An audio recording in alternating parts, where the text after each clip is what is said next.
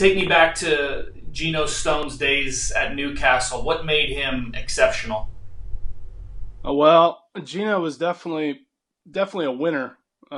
Competitive, incredibly athletic, and just a great kid. So there was nothing. Gino did everything well, really everything exceptionally well, and so his days with us were spectacular. I mean, he took us our football team on a run that we hadn't been on in years and years and years, and just had an incredible career as a football player for us. Was an all-state player his senior year.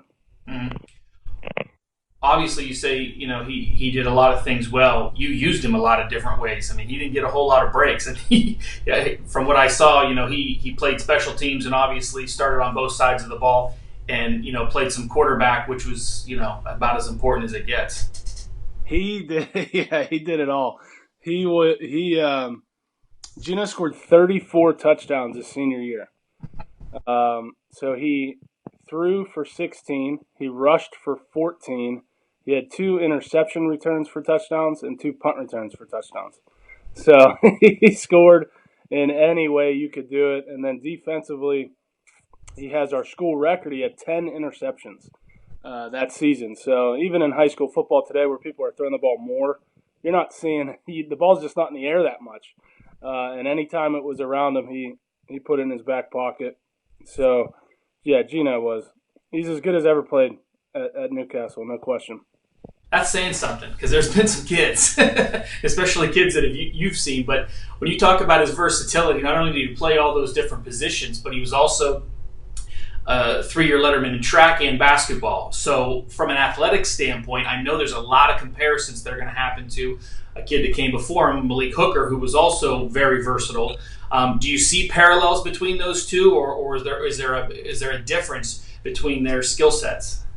I think their skill sets are different, but their mentality, their understanding of the moment, and their competitive desire and will is the two guys are almost identical in that. Gino and Malik, those two guys, winning was essential, and being they both wore the fact that they were the guy on their teams really well. They're great leaders, great kids, and Gino really emulated Malik, and we could you tip your cap to Malik for. I think he's given kids in our community the understanding that this is real. This is real life stuff. If you really, really want to get it, now you have to be blessed. You have to be God blessed, but with incredible talent like both Gino and Malik were. But if you want to go get it, go ahead and do it. So Malik kind of laid the groundwork certainly for Gino.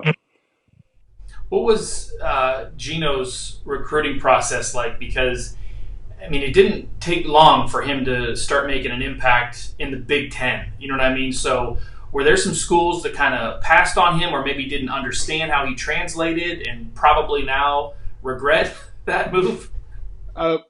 Yeah, Gino and I have had a lot of conversations about teams that were flirting with him in the recruiting process but never pulled the trigger, and how he made a mental note of that and made those teams aware of what they missed out on. So yeah, he had and he would tell you he had a frustrating recruiting process where Michigan State, Pitt, Penn State all were at his doorstep.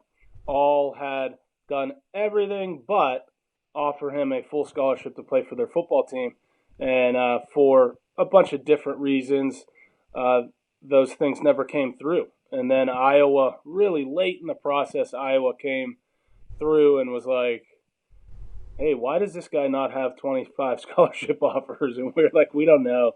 And so they did their due diligence and pulled the trigger, and Gino, eventually made the decision that Iowa was going to be his home. And like you said, for 3 straight years and for a lot of football games, Gino just was impactful at an incredible Big Ten school. Did it surprise you at all that he was able to, translate those skills to the next level as quickly as he did, and maybe as effectively as he did over the last 3 years? I mean, Yeah, I don't know if I was surprised, but every time you watched Geno in junior high or growing up, you go, "Wow, all he does is make plays." And then so for us for 3 years at the varsity football level, we put him on the field in 10th grade, and we're like, "All right, well, here's this 160-pound 10th grader," and all he did was make a bunch of plays. And then in 11th grade, he took off. In 12th grade, he had his senior year, he was his junior and his senior year, he was just a touchdown waiting to happen. And so then you go to the next level, and it's not just the next level; it's the Big Ten.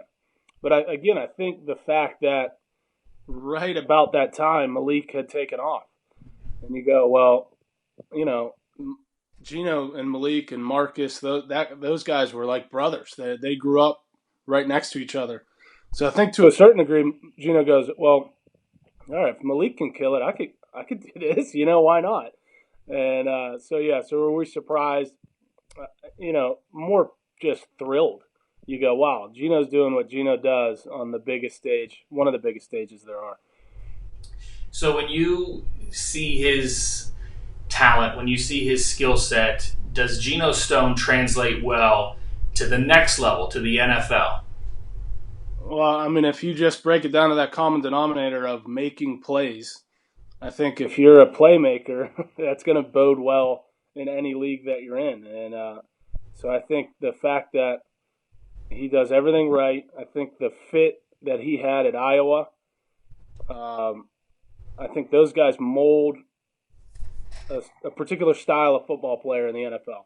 A guy that you can count on, a blue collar, lunch pail guy, which Geno is, but guys that also are just so impactful everywhere on the field. I think he's going to fall right in line with those really, really highly successful Iowa football players that go on and have long NFL careers. So that's, God willing, that's what we're hoping and praying for here in Newcastle. And if not, the thing about it is, if not, if the NFL doesn't work for Geno Stone, so what?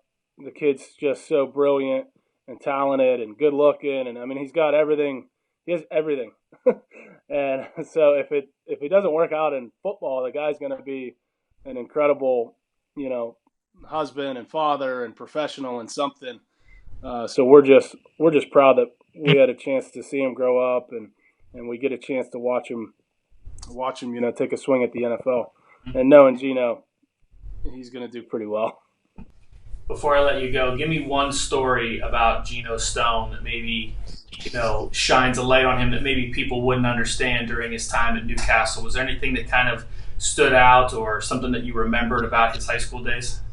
Well, I I could give you a million Geno Stone high school day stories, and I could go on and on and on. And there are things that he did at the high school level that, just for instance, he in a district semifinal game where our football program hadn't been to the district championship in 20 years, he scored 5 touchdowns and had 3 interceptions. So I mean, guys don't do that in a season, and he did that in one game to take us to a championship game. So that was amazing. But here's the thing that when I think about Geno, I'll probably always think about this. Geno announced that he was going to declare for the NFL draft sometime in January, I believe. I can't remember the exact date. But he sees his uncle, who's our athletic director, Sam. Sam calls me and said, "Hey, Geno's here." I'm like, "Wow, this is great. This is all." So he sends him up. He's in my 7th grade math class with me and a bunch of 12 and 13-year-olds, screaming at each other about algebra. And Geno goes, "Coach, I have to tell you that I'm going to make my declaration today. I'm going to declare to go to the NFL draft. I didn't want to do it without telling you." There was in no way did he have to come to our high school and see me, see our head basketball coach, Ralph Blendo, see his uncle, and say that. I have no stake in that game, but the fact that he came back, remembered us, to do that to me, that'll stick with me for the rest of my life. What a great, that's the type of man that Geno Stone is, that he does everything right. And those are the things that when I think about Geno, those are the things that I'll remember about him.